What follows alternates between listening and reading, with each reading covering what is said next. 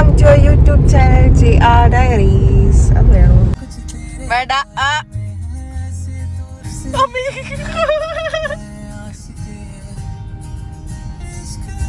എന്ത് പാവാണത്.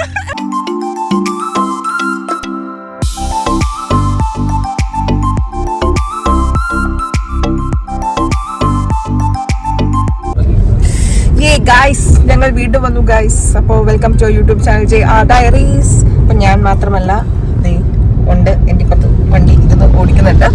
അപ്പം ഇന്ന് ശനിയാഴ്ചയാണ്. ഞങ്ങൾക്കൊരു ഗസ്റ്റ് ഉണ്ടായിരുന്നു. കുടുംബത്തൊന്നും ഉണ്ടാക്കാത്തത് കൊണ്ട് ഞങ്ങൾ പുറത്തൊന്ന് പോയിട്ട് ഫുഡ് കഴിക്കാമെന്ന് വിചാരിച്ചു.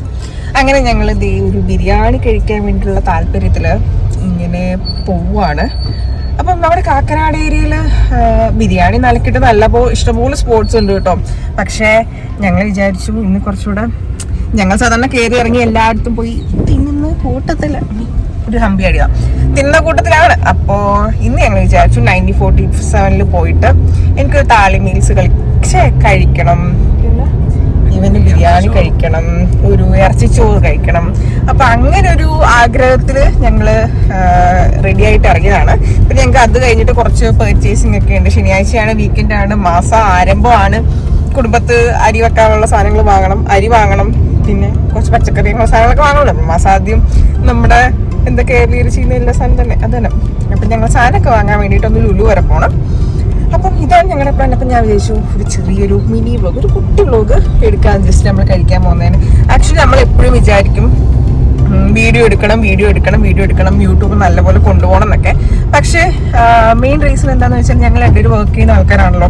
അപ്പം ഞങ്ങൾക്ക് കറക്റ്റ് സമയം കിട്ടത്തില്ല. ഒന്നുകിൽ വീഡിയോ എടുക്കാൻ വേണ്ടിയിട്ട്, അല്ലെങ്കിൽ ഈ രാത്രിയിലൊക്കെയായിരിക്കും ഞങ്ങൾ വർക്ക് കഴിഞ്ഞ് വരുന്നത്. അതുകൊണ്ട് സമയം കിട്ടാറില്ല. അതുകൊണ്ടാണ് മെയിൻ റീസൺ അതാണ് നമ്മൾ കണ്ടിന്യൂസ് ആയിട്ട് വീഡിയോസ് അപ്ലോഡ് ചെയ്യുന്നത്. പക്ഷെ ഞങ്ങൾ മാക്സിമം ശ്രമിക്കാറുണ്ട് വീഡിയോസ് ഒക്കെ ഇടാൻ വേണ്ടിയിട്ട്. അപ്പം ഇനി ഞങ്ങളുടെ ഒരു മ്യൂച്വലായിട്ടുള്ളൊരു തീരുമാനം എന്തെന്ന് വെച്ചാൽ നമ്മൾ വീഡിയോസ് എടുക്കും. നമ്മൾ എപ്പോഴും പറഞ്ഞ ആ സാധനം തന്നെ, പക്ഷെ വീഡിയോസ് എടുക്കണം എന്നാണ് ആഗ്രഹം. അപ്പോൾ പറഞ്ഞ എന്താന്ന് വെച്ചാൽ ഞങ്ങൾക്ക് സമയം കിട്ടാത്തതുകൊണ്ടാണ് കേട്ടോ ഞങ്ങൾ ആക്ച്വലി വീഡിയോസ് ഒക്കെ വളരെ ചുരുക്കം. അപ്പൊ ഞങ്ങൾ വീക്കെൻഡ്സ് മാത്രമേ ഇങ്ങനെ വീഡിയോസ് ഒക്കെ എടുക്കാൻ പറ്റുള്ളൂ. അതും ഇതുപോലെ എന്തെങ്കിലും ഗസ്റ്റോ അല്ലെങ്കിൽ ഞങ്ങൾക്ക് എന്തെങ്കിലും കാര്യങ്ങളൊക്കെ പുറത്തൊക്കെ പോകണം, ചിലപ്പോൾ നാട്ടിൽ പോകുന്ന വീക്കായിരിക്കും. അങ്ങനെയൊക്കെ വരുമ്പോൾ നമുക്ക് വളരെ പറ്റില്ല. ഒരു സാധനം ഞാൻ കാണിച്ചു തരാം. ദേ അമ്പലത്തിലെ ഉത്സവത്തിന്റെ രഥം കൊണ്ടുപോകുന്നു. ഓ മൈ ഗോഡ്, നമ്മൾ ബ്ലോക്കിലൊക്കെ പെട്ടു. ഗൈസ്, അങ്ങനെ നമ്മൾ ഹെവി ട്രാഫിക്കിൽ നിന്ന് രക്ഷപ്പെട്ട് കഷ്ടിച്ചൊരു ചെറിയ വണ്ടി പോലെ ഗ്യാപ്പ് ഉണ്ടായിരുന്നു. അപ്പോൾ ആദ്യം നിന്ന് രക്ഷപ്പെട്ട് നമ്മുടെ സ്കില്ല് ഡ്രൈവർ കുത്തിക്കയറ്റി നമ്മൾ രക്ഷപ്പെട്ടു. ഇനി നമ്മൾ പുറത്തിറങ്ങി നമ്മൾ 9047 പോകണം. അവിടെ ചെന്നിട്ട് ഫുഡിൻ്റെ വിശേഷങ്ങൾ കാണാം കേട്ടോ.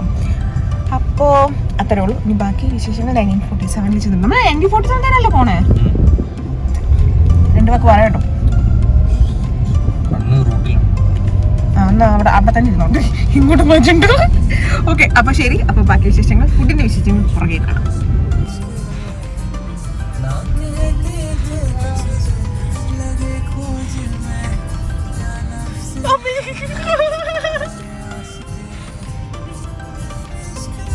എന്ത് പാവാണത്. ഇങ്ങനെയൊക്കെയാണ് വണ്ടി ഓടിക്കുക. വേണ്ട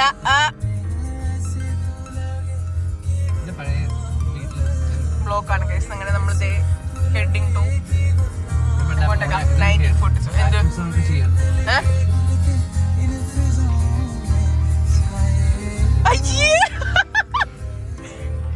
കല്യാണം കഴിയുന്നതിന് മുന്നേ ഞാൻ കണ്ടിരുന്നെങ്കിൽ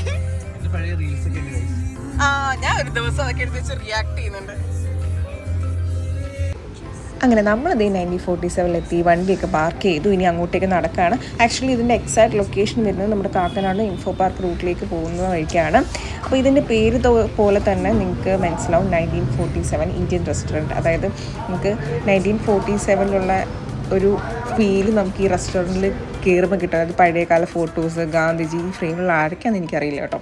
അങ്ങനെ അതായത് പഴയകാല ചിന്തകളിലേക്ക് നമ്മളെ ഭയങ്കരമായിട്ട് കൊണ്ടുപോകും. അങ്ങനെ ഒരു തീമിലാണ് ആക്ച്വലി ഈ റെസ്റ്റോറൻറ്റ് ഉണ്ടാക്കിയേക്കുന്നത്.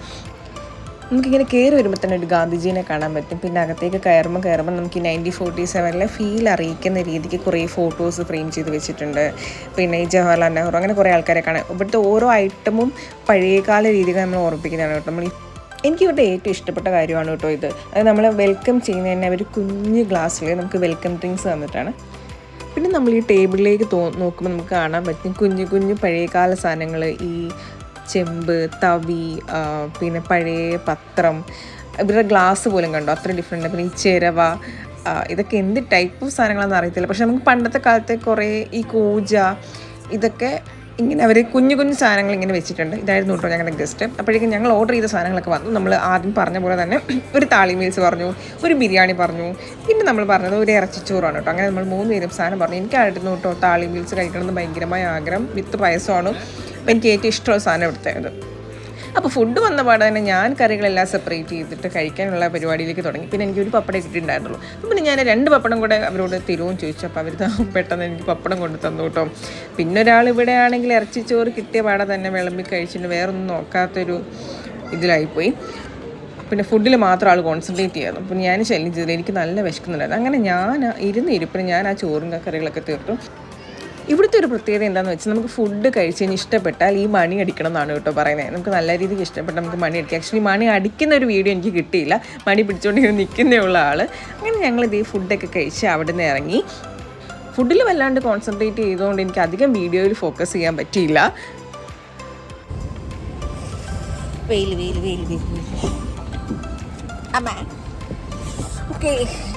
ഞങ്ങൾ അങ്ങനെ ഞങ്ങൾക്ക് ഫുഡ് കഴിച്ചെത്തി ഗൈസ്. ഇറച്ചിച്ചോറ്, താളി മീൽസ്, ബിരിയാണി, ഇത് 3 വട്ടമാണ് തട്ടിയത്.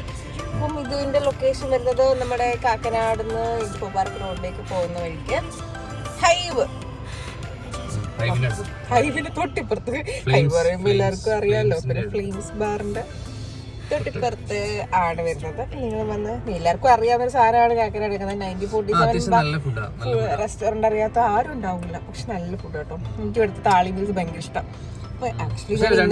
ഇറച്ചിച്ചോറ് എനിക്ക് മലബാർ സൈഡിലിട്ട് ഇടുന്ന ഇറച്ചിച്ചോറ് ഇവിടെ കുറച്ച് വ്യത്യാസമുണ്ട്. പക്ഷെ രണ്ടിന്റെ ടേസ്റ്റ് വ്യത്യാസമുണ്ട്. പക്ഷെ കൊള്ളായിരുന്നു, ഇഷ്ടം.